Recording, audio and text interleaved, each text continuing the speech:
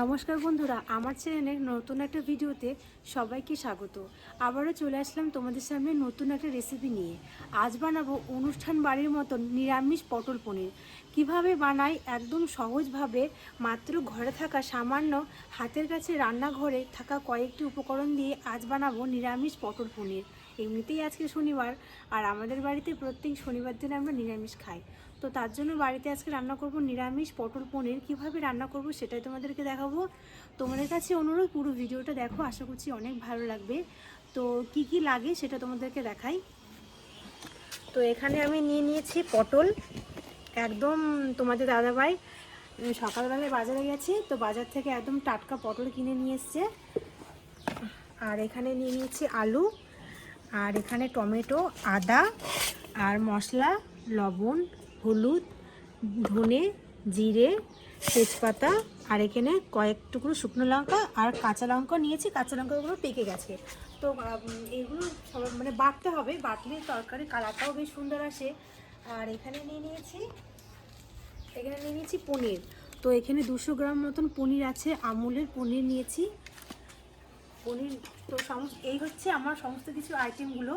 তো সবার প্রথমে আমি পটলটা তো তোমাদের সামনে কেটে দেখাবো, কিভাবে কাটছি না কাটছি সেটা তোমরা দেখতেই পাবে।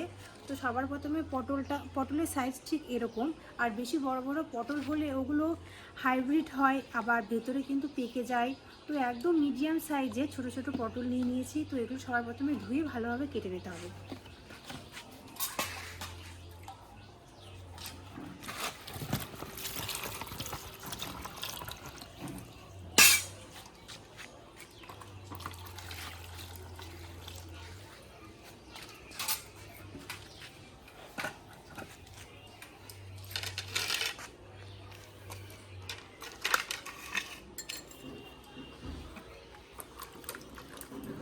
পটলগুলো ধুয়ে দিয়ে ভালো করে কেটে নেব। কাটার আগেই ধুয়েছি, কারণ কাটার পর যদি ধুতাম না তাহলে পটলগুলো তেলে ভাজবো তো কীরকম একটা জল জল, মানে ভাজার সময় জল জল বেরোতো। তো তার জন্য ধুয়ে ধুয়ে পটলগুলো কাটতে হবে। পটলটা কিন্তু পুরোটা ছুলিনি, কিছু সবুজ অংশটা রেখে দিয়েছি। ঠিক এভাবে হবে, কারণ পুরোটা ছুলে দিলে পটলটা মানে গলে যাওয়ার ভয় থাকে। তো তার জন্য এই কিছু সবুজ অংশটা রেখে বাকি অংশটুকু ছুলে নিয়েছি।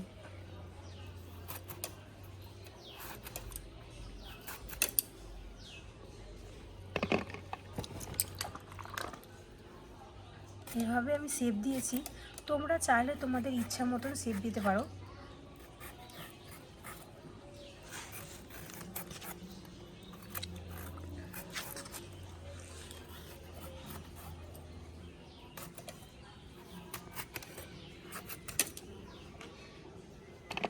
এভাবে কিন্তু আমি বাকি পটলগুলো কেটে নেব।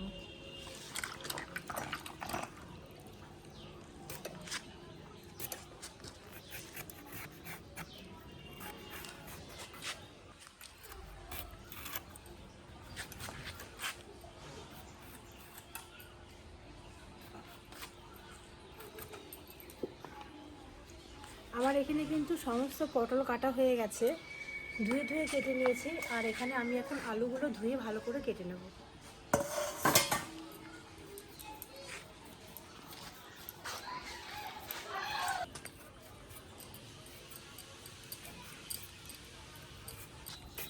আমার কিন্তু এখানে সমস্ত আলুগুলো কিন্তু মানে ভালো করে কাটা হয়ে গেছে, আলু কাটা হয়ে গেছে। আর এখন আমি টমেটো আর আদাগুলো কেটে নেব। টমেটোগুলো ধুয়ে ধুয়ে কাটবো, টমেটো তো কাটার পর ধোয়া যায় না, তাই ভালো করে ধুয়ে টমেটোগুলো কাটবো।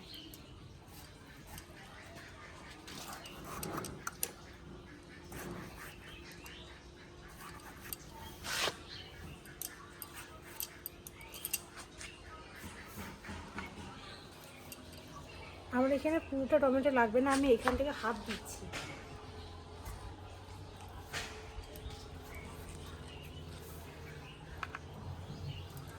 এখন আদাটা ভালো করে আদা থেকে খোসাটা ছাড়িয়ে নেব, তারপর ছোট ছোট পিস করে আদাটা বাটতে হবে।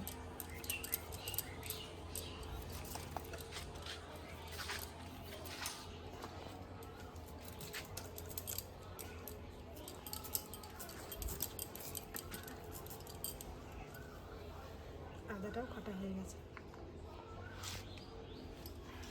এখানে আলু, পটল, টমেটো, আদা এগুলো ভালো করে কাটা হয়ে গেছে।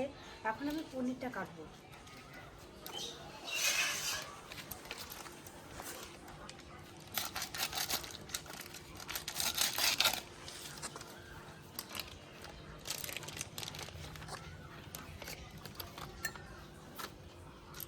পনিরটা ছোটো ছোটো পিস করে ভালো করে কেটে নেব।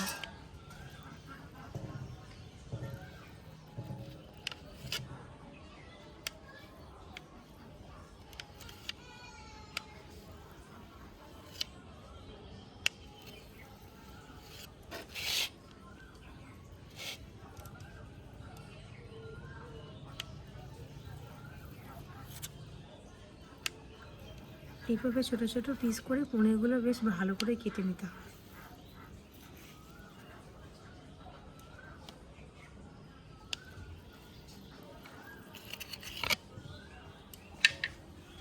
আমার এখানে কিন্তু সমস্ত পনিরগুলো কিন্তু বেশ ভালোভাবে কাটা হয়ে গেছে। আর দেখো সব পনিরগুলো কিন্তু একটু ভাঙেনি, বেশ ভালোভাবে পনিরগুলো সমানভাবে চারকোনা করে সমানভাবে কাটা হয়ে গেছে। এখন আমি মশলাটা বেটে নেব।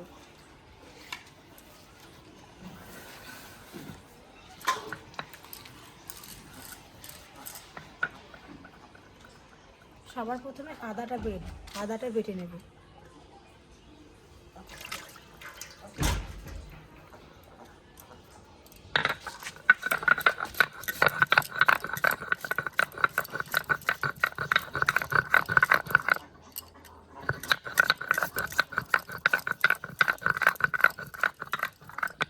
আমার এখানে আদাটা বাটা হয়ে গেছে, এখন আদাটা তুলে নেব। এখন দেব ধনে, জিরে, ধনে আর জিরে একসঙ্গে বেটে নেব।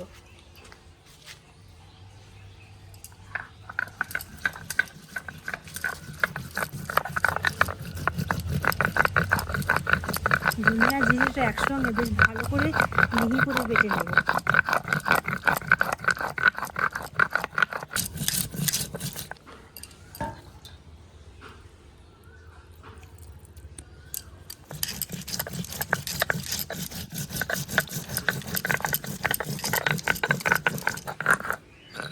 জিরে আর ধনে একসঙ্গে বাটা হয়ে গেছে, এখন নামিয়ে নেব।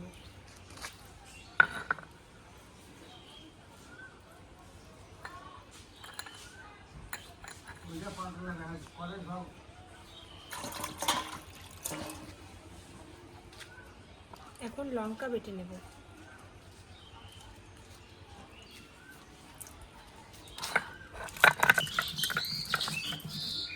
লঙ্কাগুলো বেশ ভালো করে বেটে নিতে হবে। আমার এখানে লঙ্কা বাটা হয়ে গেছে।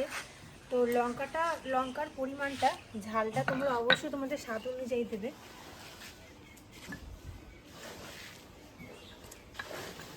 লঙ্কাটা এখন নামিয়ে নেব। আমার এখানে কিন্তু সমস্ত মশলাগুলো বাটা হয়ে গেছে। এখানে আছে আদা, জিরে, ধনে আর শুকনো লঙ্কা। তো এখানে বাটা হয়ে গেছে। এখন আমি এর মধ্যে উনুনটা ধরিয়ে নেব।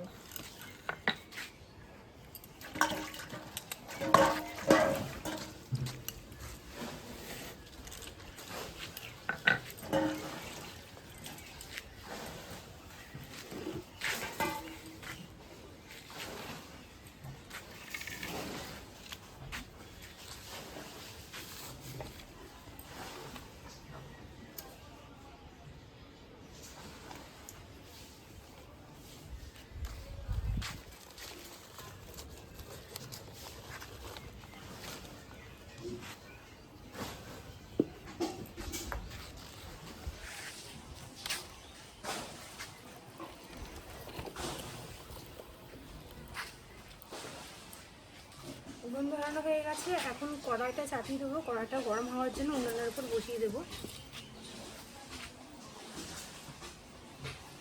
হয়ে গেছে, এখন কড়াই তেল দিয়ে দেবো। পনিরগুলো সবার প্রথমে ভেজে নেব।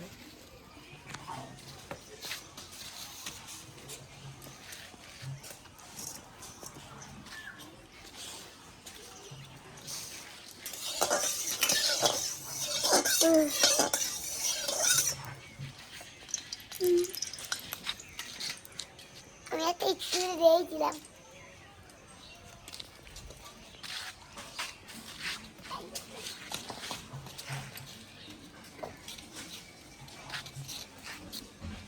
পনিরগুলো এখন ভেজে নেব।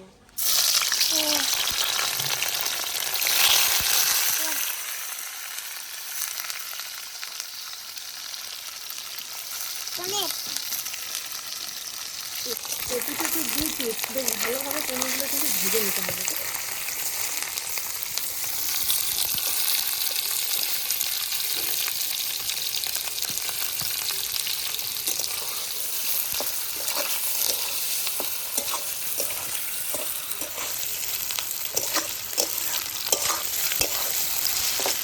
পনিরগুলো এত সুন্দর ভাজা হয়েছে, ভাজতে গেলেও কিন্তু কড়াইয়ে পনির একটাও লেগে যাচ্ছে না, আর একটাও কিন্তু ভেঙে যাচ্ছে।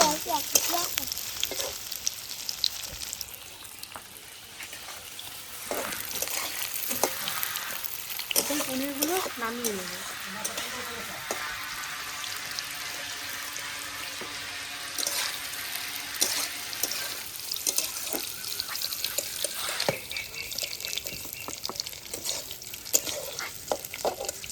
পনিরগুলো সমস্ত কিন্তু নামিয়ে নিতে হবে।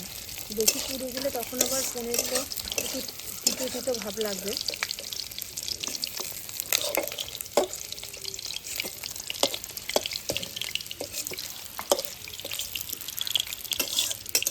আমার এখানে কিন্তু সমস্ত পনির বেশ ভালোভাবে লাল লাল করে ভাজা হয়ে গেছে।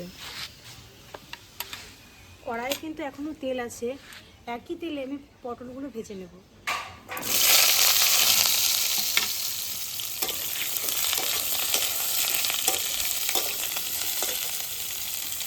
এখন সামান্য একটু লবণ দিয়ে দেবো, আর সামান্য একটু হলুদ দিয়ে দেবো।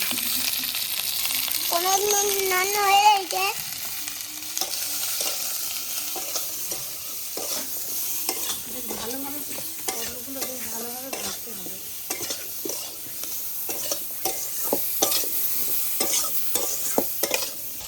আমার এখানে কিন্তু পটলগুলো ভাজা হয়ে গেছে, এখন নামিয়ে নেব।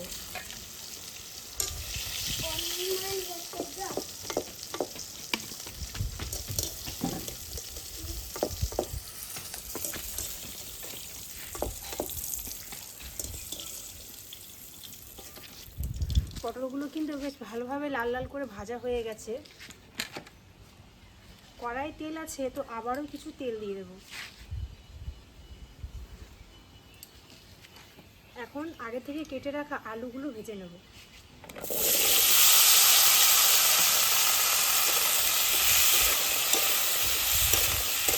আলুগুলো বেশ ভালোভাবে লাল লাল করে ভাজতে হবে। আমার এখানে কিন্তু আলুগুলো বেশ ভালোভাবে লাল লাল করে ভাজা হয়ে গেছে, এখন নামিয়ে নেব।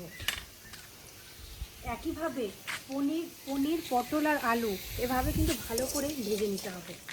আর আমার এখানে কিন্তু যে সবগুলো বেশ ভালো করে কিন্তু ভাজা হয়ে গেছে।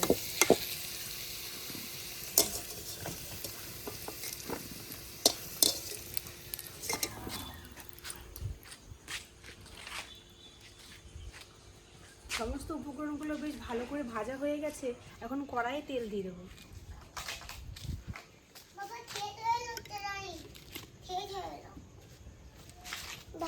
কড়াই তেল গরম হয়ে গেছে, এখন সম্বরা দিয়ে দেবো। সম্বরা দেওয়ার জন্য এখানে জিরে দিলাম প্রথমে, তেজপাতা, শুকনো লঙ্কা।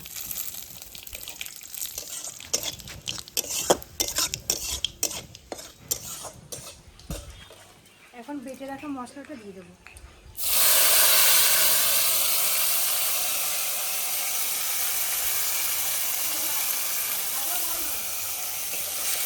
মশলাটা বেশ ভালোভাবে ভেজে নিতে হবে।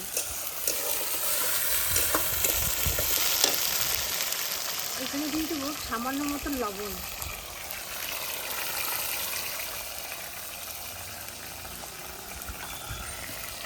পরিমাণ মতন হলুদ,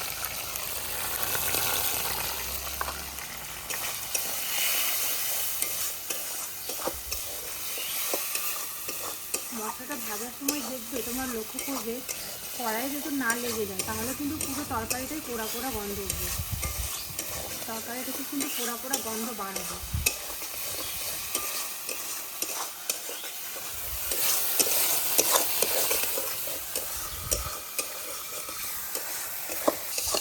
আমার এখানে মশলাটা কিন্তু বেশ ভালোভাবে ভাজা হয়ে গেছে। এখন আমি কেটে রাখা টমেটোগুলো দিয়ে দেবো। আবারও 2-3 মিনিট মতন বেশ ভালোভাবে মশলার সঙ্গে টমেটোটা কষিয়ে নিতে হবে।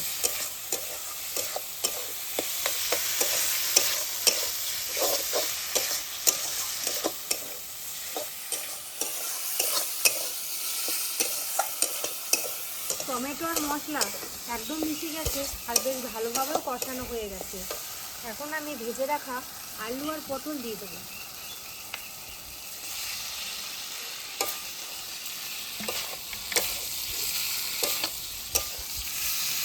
আলু আর পটলগুলো বেশ ভালোভাবে মশলা এই 3টে উপকরণ বেশ ভালোভাবে কষাতে হবে।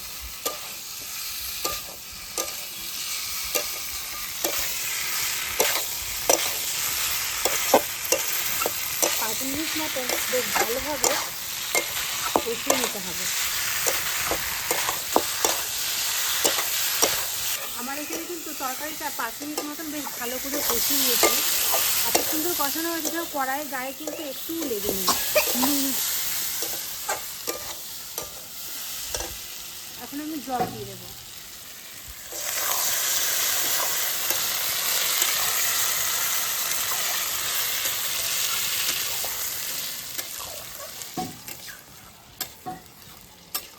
জল দেওয়া হয়ে গেছে।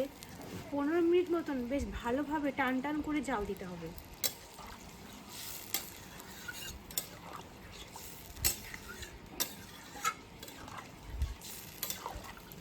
আমার কিন্তু এখানে তরকারিটা ফুট ধরে এসেছে।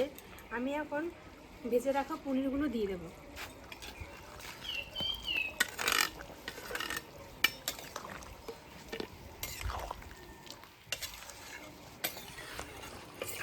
পনিরগুলো দেওয়া হয়ে গেছে। এখন আবারও 10 মিনিট মতন বেশ ভালোভাবে জাল দিতে হবে, টান টান করে একদম।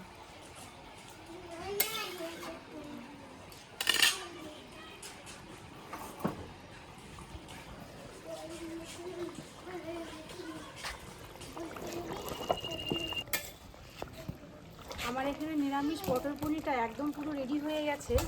আর আমি এখন সবার শেষে সামান্য একটু গরম মশলা দিয়ে তরকারিটা নামিয়ে নেব।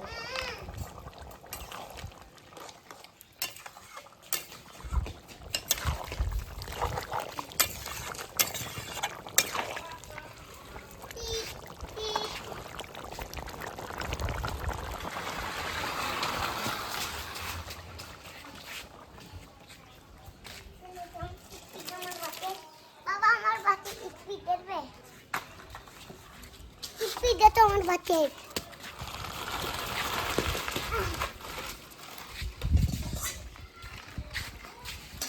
একদম পুরো নিরামিষ পটল পনির রেডি হয়ে গেছে আমার এখানে আমার একদম পুরো নিরামিষ পটল পনির রেডি হয়ে গেছে। তোমরাও এভাবে বাড়িতে বানিয়ে খাবে। কথা দিলাম আরও এক মুঠো ভাত বেশি লাগবে।